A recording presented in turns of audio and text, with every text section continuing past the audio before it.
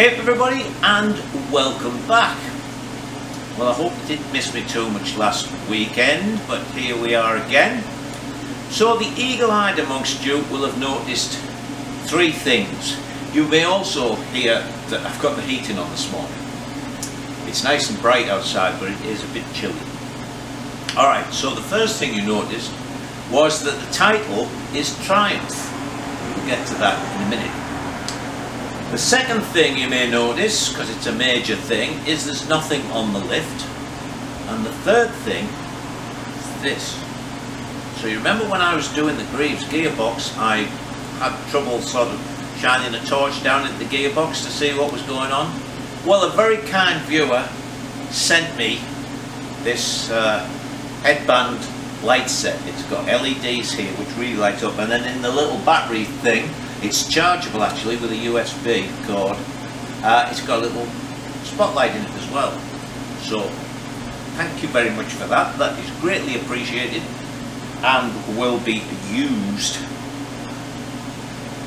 a lot, I think. If you're wondering why I haven't mentioned the chap's name, he said I didn't need to mention it. So there's one thing better than giving something, and that's giving it anonymously, I always feel. Alright, so why? What's happened? Okay, it's Monday. So yesterday we had our ride day, which was actually, for once, the weather was very nice. It rained on Saturday, so it was a little bit muddy out there, but we had a great day. People tried the bikes out. Were greatly impressed by them. Particularly, actually, one chap rode most of the day on the Greaves.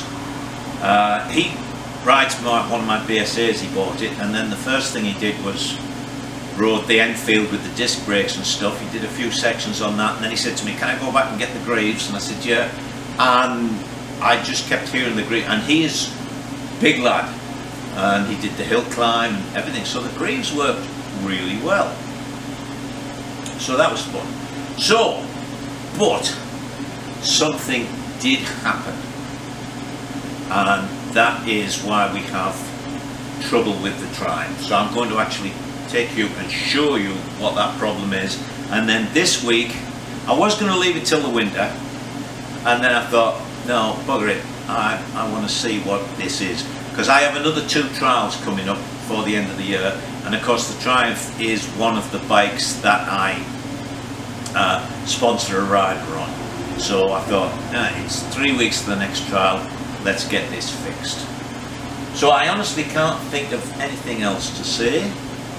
So let us show you the trouble with a Triumph. Alright, there might be some road noise, but we've got to do this outside.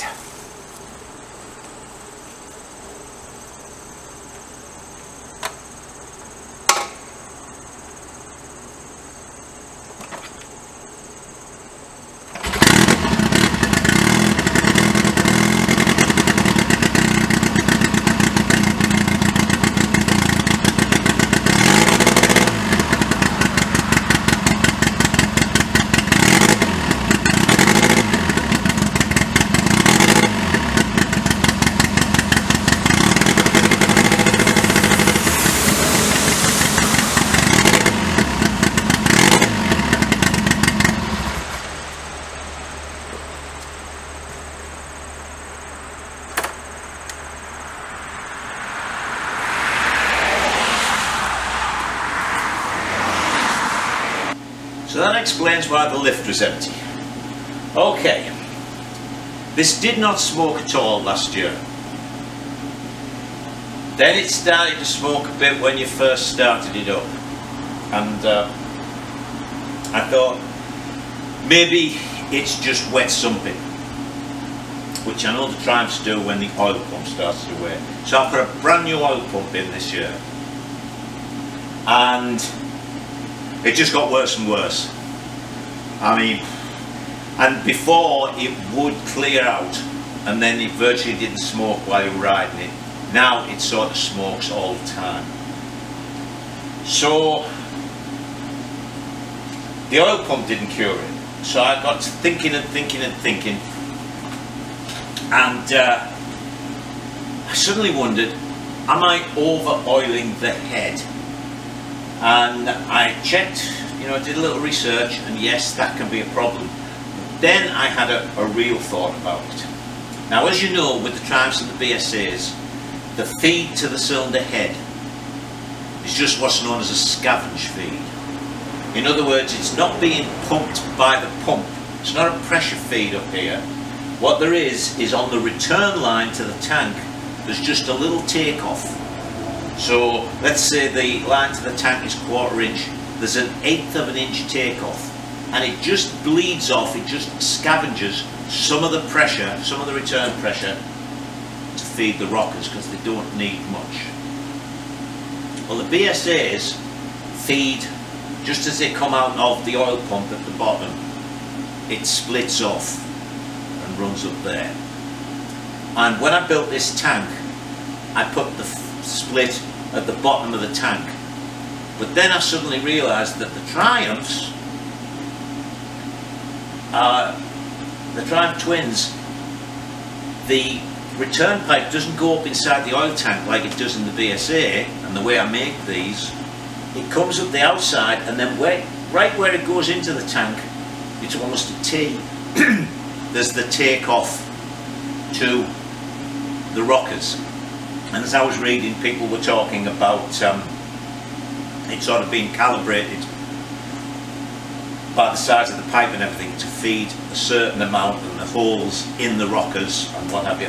And I suddenly thought, wait a minute, if the takeoff's right at the top here, just as the return's going into the tank, there is virtually no back pressure on that scavenge feed. But down at the bottom, I mean, it's not a lot, but there's the whole pipe coming up here with a head of oil in it, putting more pressure on that scavenge feed, so more will get, you know, because it will follow the line of least resistance. So maybe I'm just feeding far too much oil into the head. So I took the pipe off and I made a little restrictor to go in it, and that doesn't seem to have made any difference, although it might just simply not be working, or it might not be effective. So yesterday was just so bad, a couple of people said, wow, you know, I tried the Triumph, I didn't like to ride it because it was smoking so much. So I thought about it. The other difference, of course, is the alloy barrels are Nickersill lined, and it's got Kawasaki pistons in it to get the compression low. I notice it's leaking from the head gasket a little bit here. It's blowing oil out of the exhaust ports. It's really, and I did take the plugs out at one point and they were nasty, you know, they weren't sooted up, they were really burnt oil. So when I bought the new piston rings, I knew I needed really cast iron piston rings, and I couldn't find any. So I got in touch with Wiseco, who make the pistons, because they had rings, and I spoke to them and they said, you're fine, the rings we sell are compatible with Nickersill. And when the rings arrived, the little instruction thing, it sort of said, you know, compatible with cast iron, Nickersill, something else, but not to be used in chrome balls. So I thought, that's fine, I don't have chrome balls. But I'm wondering one of two things. Were those piston rings not compatible and they've slowly taken the Nickersill lining off, or was it a poor Nickersill coating that started to wear off, and I've now got huge clearance on the piston rings? So what we're going to do, one of the reasons I started it was to get oil circulating, is we're going to take the tank off. The first thing we're going to do is going to pop the inspection caps off and see how much oil is in the little reservoirs by the valves. The other interesting thing that just suddenly struck me was, I've never had a Triumph, or very rarely worked on a Triumph, where the pushrod tunnels didn't leak. I mean, they've tried about 4 different types of O-rings. These don't leak at all. So I suddenly thought, wait a minute, is there no oil going down the pushrod tunnels? You know, with the alloy tapping blocks that I bought with it, were they not drilled through properly? So I just thought, bugger it, we're going to pull it in and have a look at that this week. So let me lift it up, take the tank off, and we'll look in the head. Or, if the worst comes to the worst, what I'm going to do is, don't forget I've still got the cast iron barrels, and in fact you may remember when I built it, I bored them out and honed them to take these pistons, because we were waiting, once again, we were waiting for the alloy barrel to come. And I think I even started it and rode it with the cast iron barrels on. So we can always put them back on and sort out if it is piston rings or the Nickersill or whatever. But we'll get to that during the course of the week. Right, so the first thing I've spotted is there's oil on there, on that hold down stud, bolt, nut, whatever. So let's whip this first one off here.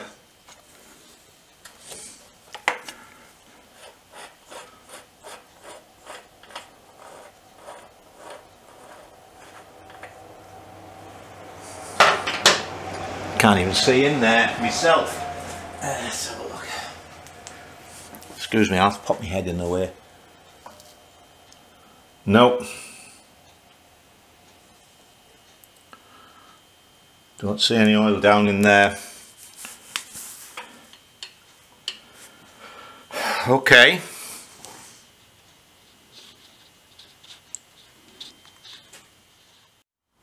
I don't think you're going to be able to see this, but I've taken all the caps off. There's no oil pooling in there, so that was a bit disappointing.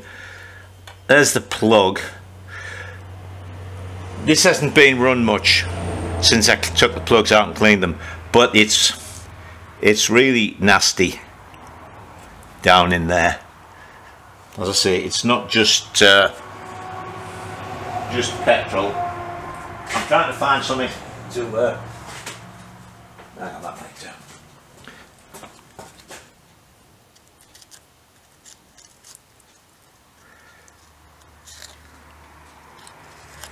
See, it's oily crud on there. I was really hoping I'd find something in there, so okay.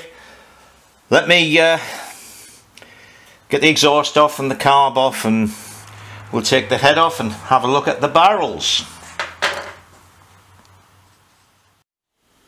I'll just show you this. There's the plug from the other side. See, that one's even worse. That's black. Nasty, nasty blackness. Thick, oily, oh, look at that. Thick, oily sludge. Right, that's the exhaust, the carbs, everything off. You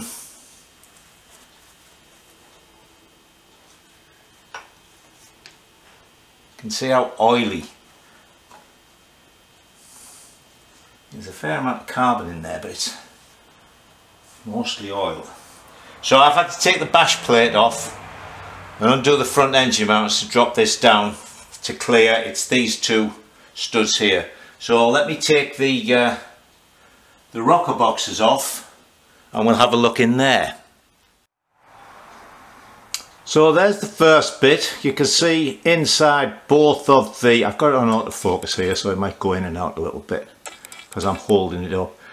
You can see that there's no great amount of oil sitting anywhere, so I don't think the head was over oiling. So let's get the head off. Right, I thought I'd let you see what I see when I take the head off.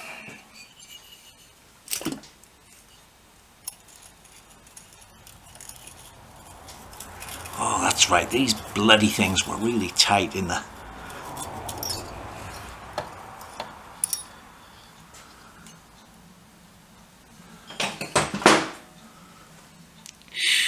You should... This side has just got a pool of oil on the top of the piston. That side's got lots of oil, but this, it's just laying in there. Man. This, as you can see, there's oil on the gasket. Oil there. But this is, I can't really get you in to see these, but look, see this nice clean bit of,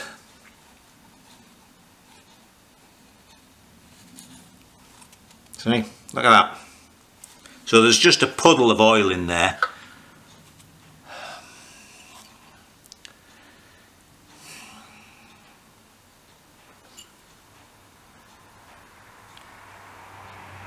The walls look incredibly shiny.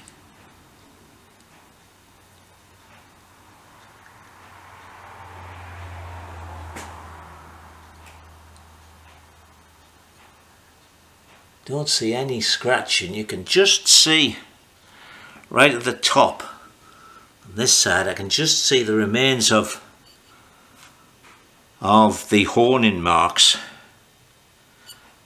I think we've got piston rings that have just alright, I've got a bunch of nuts at the bottom, and then we can take the barrel off and we can start measuring things. So let me get that done.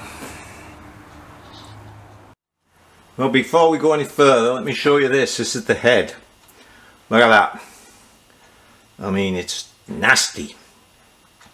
And what I'm going to do actually is I'm going to measure these bores, and then I'm going to measure the bores of the cast iron barrels, because as I say, I ran it with these pistons in both. So I'll get to see if the barrels are worn, and if I don't see any big difference, I'm going to take this head apart.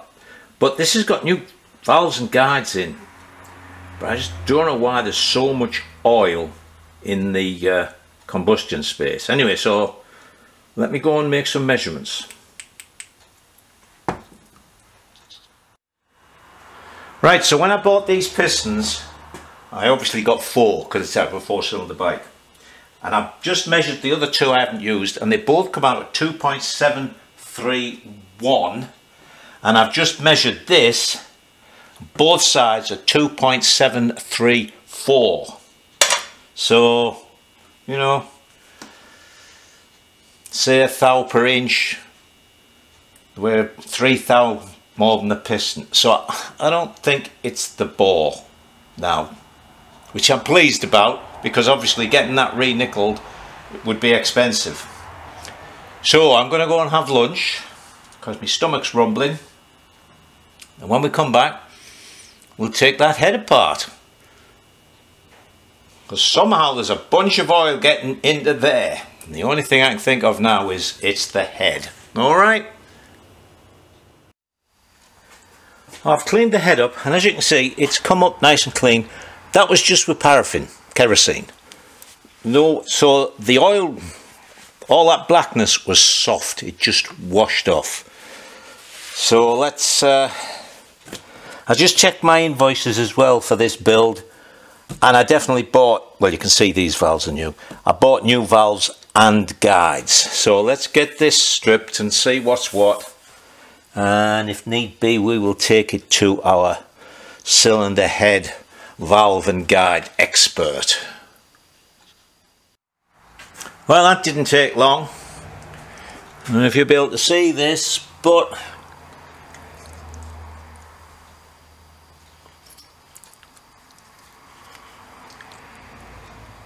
our valve guide is completely loose.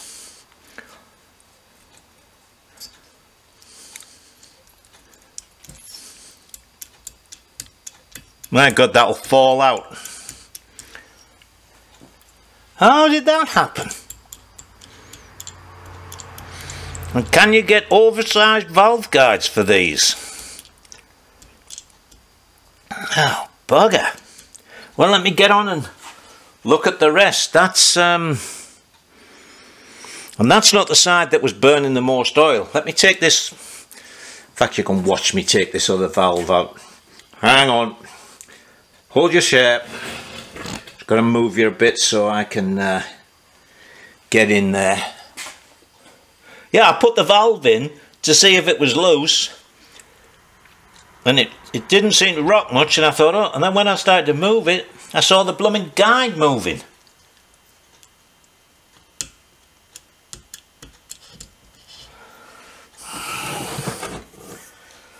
Oh dear, oh dear, oh dear me.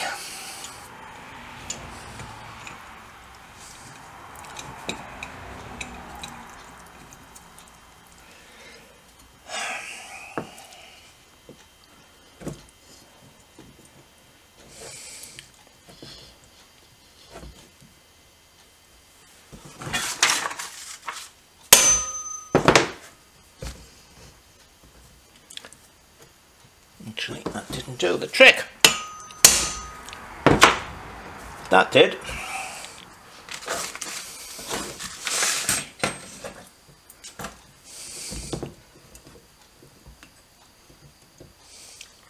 There's my little pick. I just had it there. Just.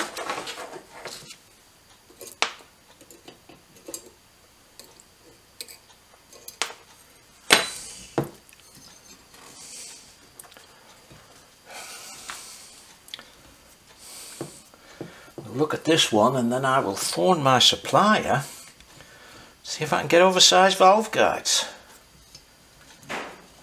Well, that was a surprise, but as always, you know, it's nice to find what's wrong.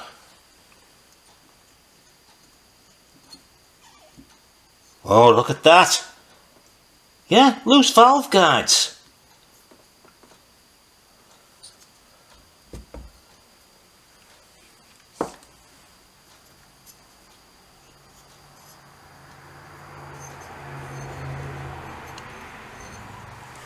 Can you see that?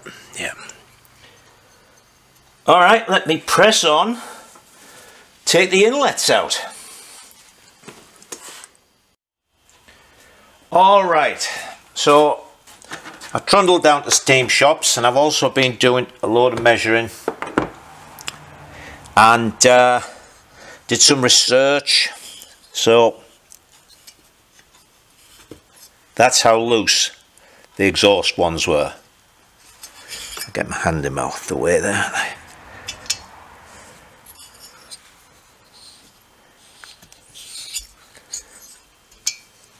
Okay, so we took them all out. These are a tighter fit, but they did drift out rather easily, and on measuring there's supposed to be a 1 to 1.5 thou interference fit, and there's only about a half thou on those. So as Dave mentioned, they're not expensive, so I can get them at +2, +4 and +6 thou. So I think what I'm going to do, to just be on the safe side, is we'll get +4 thou, and then we can hone these to get the exact correct interference fit. So guess what? That means we're going to have to wait until I can get some delivered. So I'm going to phone up now. It's first thing Tuesday morning, and I'm going to say I'll pay the extra and overnight them to me, and then we can get Dave to do it. And of course the thing is, once we put the new guides in, it means the valves have got to be recut. The valve seats have got to be recut, because the guides never go in exactly the same as they were. And of course the seat is a very fine face, so it doesn't take much for the valve to be not seating properly. So they've got to be recut for the valve to seat. So let me order them, and we'll go from there. Alright, I didn't want to do this, but it seems absolutely stupid to get right down to here and not check the ring gap. As I say, the pistons are of I think it's KZ1000. So when I bought the set of rings, they came for 4 pistons. So I actually have another set of piston rings. The reason I didn't want to take them off is because when they cast these cylinders, you can't get a spanner in. I remember putting them on that they were a complete pain. You can get it there's eight nuts. You can get it the 2 in the center, front and back, but these outer ones. So I'm going to have to try and thin that down. Okay, let me have a go at that. I've ordered the valve guides, but they won't be here till Friday. Can't be helped, but never mind. Alright, I managed to get them all off. Actually, I believe what they use now are Jaguar nuts. They're 12 point, so it's relatively easy to get a little bit of purchase with a screwdriver, because it doesn't have big flats, you know, where you've got to sort of dig in. You can get some. So I managed to do the awkward ones to just get them started and then actually get them off with the opening, because those Whitworth spanners that I have don't have a lot of meat around the ring part. So anyway, I've got them off. While we've got this off, I'm going to grind in there and get it out. Now, the other thing I remember, I wasn't overly impressed with these barrels, to be honest, was that they were a tight fit on the studs. Yeah. So, hang on, let's make sure I've got them all off. Excuse my head. 1, 2, 3, 4, 5, 6, 7, 8. Alright, and that's all that holds that barrel on. So let's see if we can at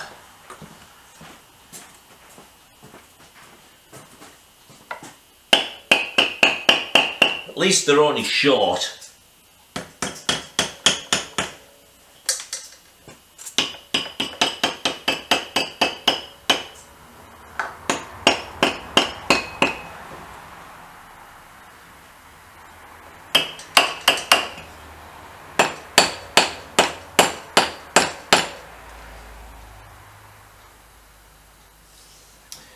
Now there's a little bolt on either side that holds up that holds in the tappet block, so I could put a little bit of leverage on that. Not much. This is going to be a bugger. Let me work on getting these off, and then we'll check the ring gaps and the piston and what have you. Alright, so just here, and the same on the other side, the base of the cylinder juts out, so I was able to get a little alloy drift on it and get it started. And now with a piece of wood we can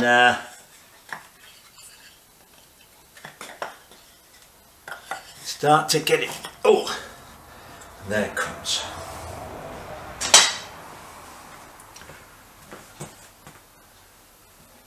While I was ordering the guides, I took the trouble to order a couple of new gaskets just in case we had any gasket damage.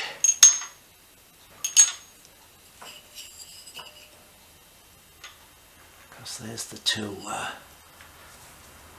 Forgot about them. You're supposed to put a rubber band or something around them to hold them.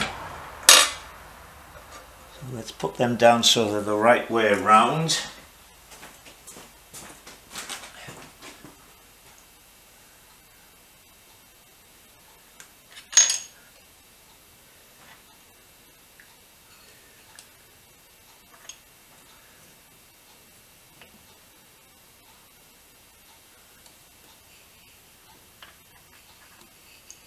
There's those two.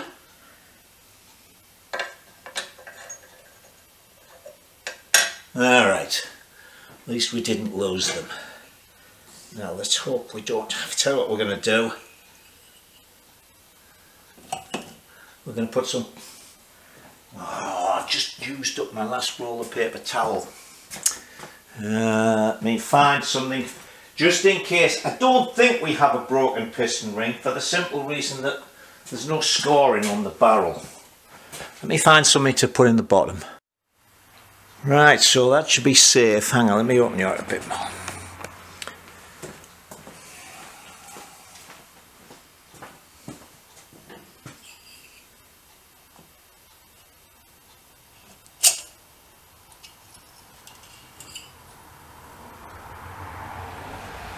Well, everything looks good, very oily but good. And of course all the piston rings are perfect. I knew I didn't have to take that off.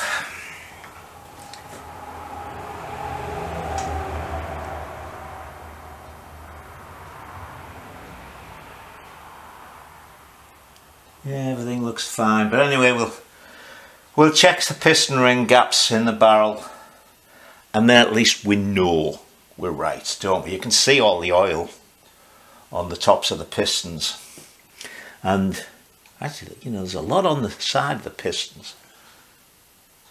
So, okay.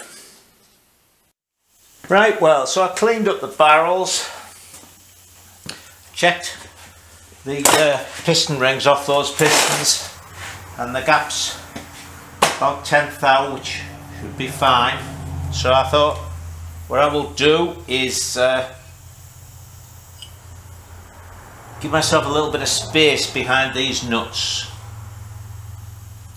And also, look, I bought myself a new, what's it? Die grinder. Struck me the other one never ran very fast, but this one, well, that's much better. Also, the inaugural use, if I can find the button.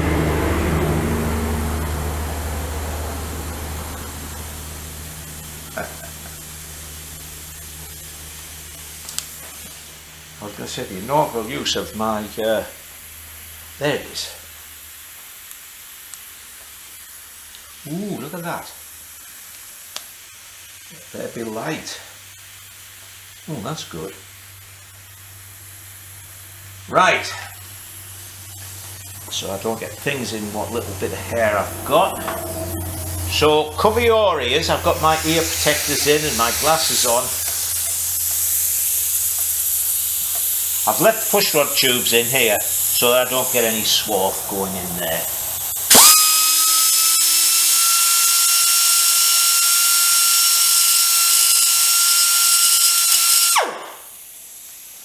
I think I'll use the pointy one.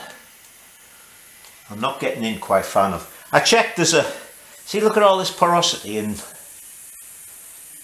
wherever he gets them cast, they're not brilliant. I need to be able to get in lower down. So anyway, not very much for you to watch me doing this. So let me get on and do that, and then we'll put the barrels back on. Might as well. Right, I'm going to show you this just because I couldn't get in with the grinder, but then I suddenly thought about this thing, and that went in perfectly. Right, so I was thinking, you know, these are counterbored, the nuts fit down in, and it suddenly struck me, wait a minute, they must be cast in, because obviously they couldn't, they've drilled it from this side, but you can't bore on the back side of it. So there's the nuts. The nut drops down in there, so I know roughly where it is, and now that goes on. Alright, so actually I'm going to go and have an early lunch. I'm hungry. So when we come back, we'll take these off, we'll put the barrels back on. I'm thinking,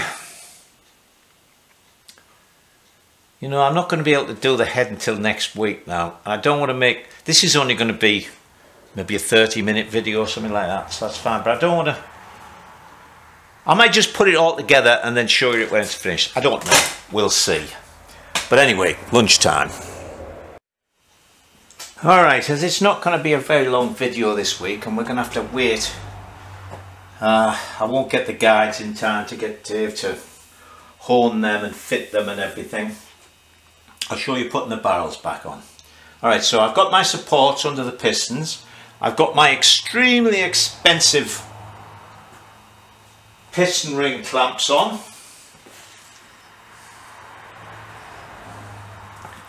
I have got some bits of cardboard stuck in to hold the tappets so they don't drop out. The only thing I found, because I think I did it wrong last time, was because the timing chest is here, one side of the barrels, I think it's more pronounced on the cast iron ones, is narrower than the other side. So you've got to put them on the right way, otherwise you'll get them past the piston rings and then you'll find the barrels won't go down because they'll catch on that side. Hang on, I've got the other barrels here.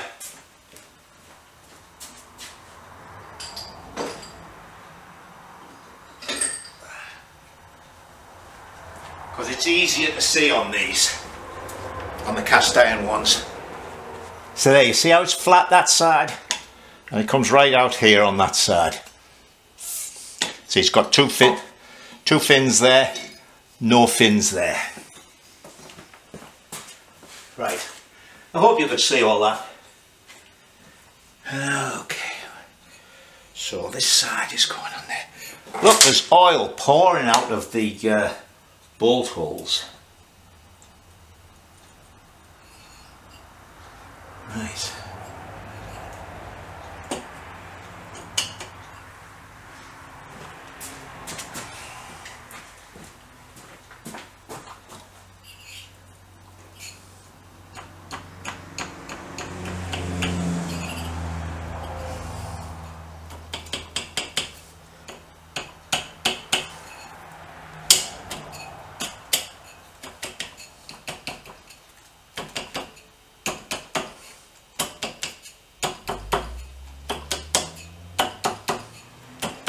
I must admit, putting the pistons on is easier with the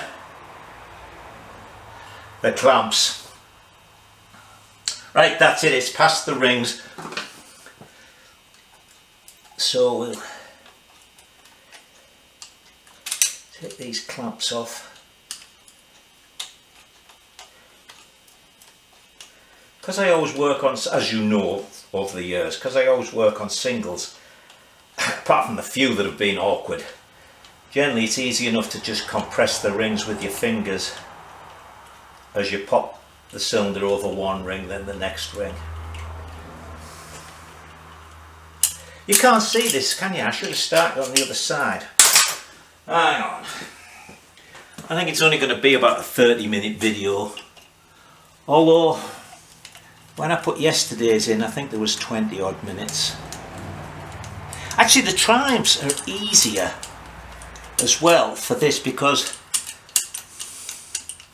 the problem with this normally is getting the thing off, because there's studs all the way through, but of course the Triumph doesn't have them, does it?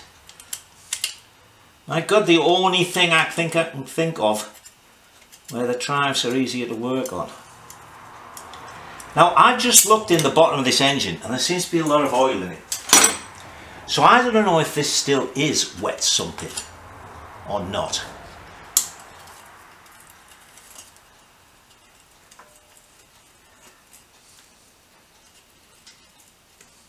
So we're going to do a little experiment.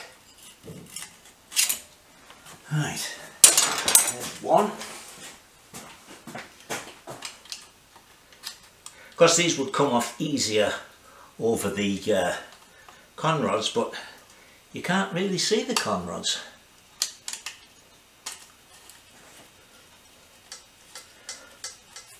But as I've made these, as I say, out of very expensive material,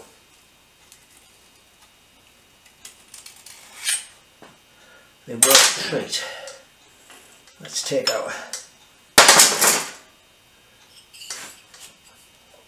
supports out.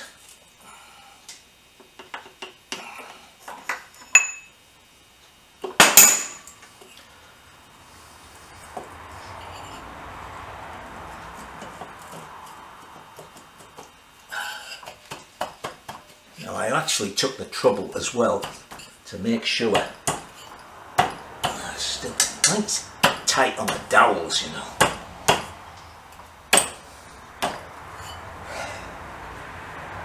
Alright. Tap them down with a rubber mallet. And that's the pistons on. Let me turn you off a minute while I get that sorted. Right, so that's them tapped down and I've put all the nuts on. So now let's see. Oh, yes, that goes on.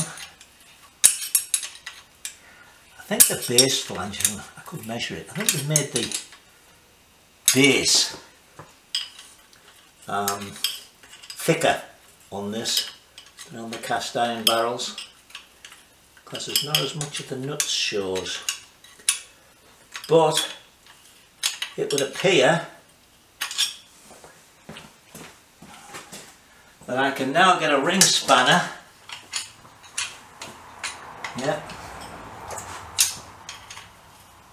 Yes, on all 8 of them. So next time will be easier. Right, let me tighten this down, then I'll show you what we're going to test. Right, so what I'm going to do is I'm going to take the drain out of the bottom of the crankcases. Drain all the oil out. First of all, we'll see how much is in there. Then, when it's completely drained, I'm going to leave that out. Put this oil back in the oil tank and then just leave it until tomorrow. See if there's oil drains in, because if there's more oil runs into this, it means we are wet sumping. The flywheels are actually touching in the oil. I mean, I don't know how much is supposed to be in the bottom. As you know, I know next to nothing about Triumphs.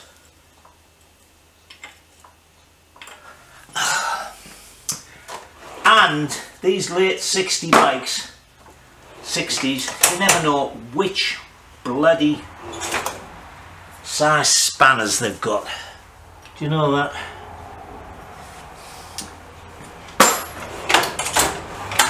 Wasn't a Whitworth one. That feels a little big. It's a 15/16. 7/8 is too small.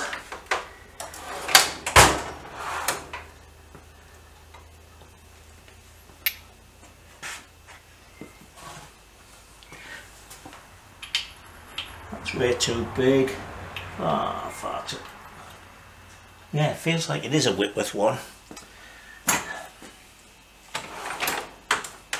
What's that? 9/16 BS or half W.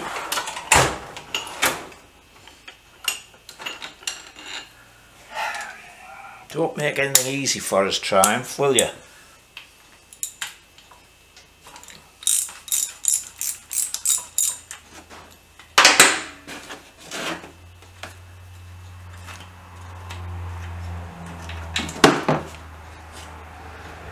Yeah, actually, there's maybe not that much in.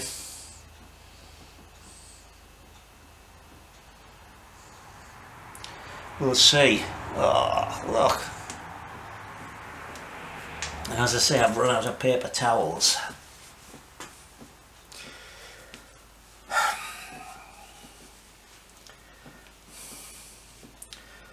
Well, I'll let that drain completely.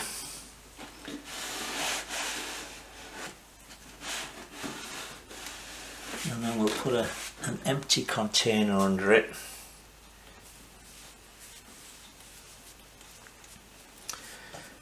Alright, I will see you tomorrow morning when we have a little look at this.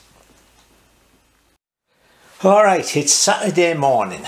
So, what day was it? Wednesday? Yeah, I think it was Wednesday when I took this drain plug out and we drained the oil out. So, topped the oil tank up and I've had this underneath. Now I'll show you this close up.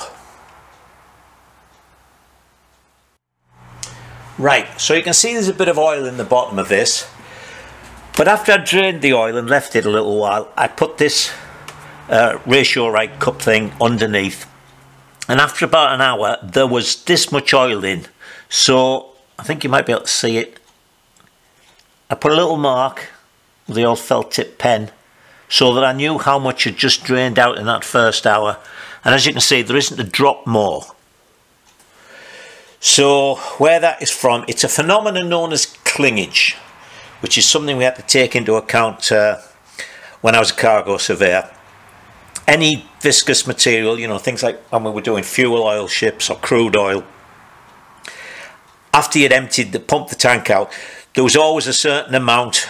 If you think of a bottle of treacle or, you know, golden syrup, there's always a certain amount that sticks to the sides of the container, and slowly over time gravity brings them down and they'll pool at the bottom. And as I say, it's known as clingage. So this little bit here is just what was on the insides of the crankcases. So in 3 days we haven't had any oil come out of the oil tank and come out through the sump. So I'm pretty sure it's not wet sumping. So that's one thing anyway. Alright, so That's it for this week. This obviously now is going to be a two-part video, but it's handy that there's going to be a short bit because we are going to be away, Linda and I, for 3 days next week. So I'll only get maybe 1, possibly 2 days in the workshop. So you will get a video, but it might be a shortish one. All right. So until then, while we're away enjoying ourselves, you stay safe and enjoy yourselves.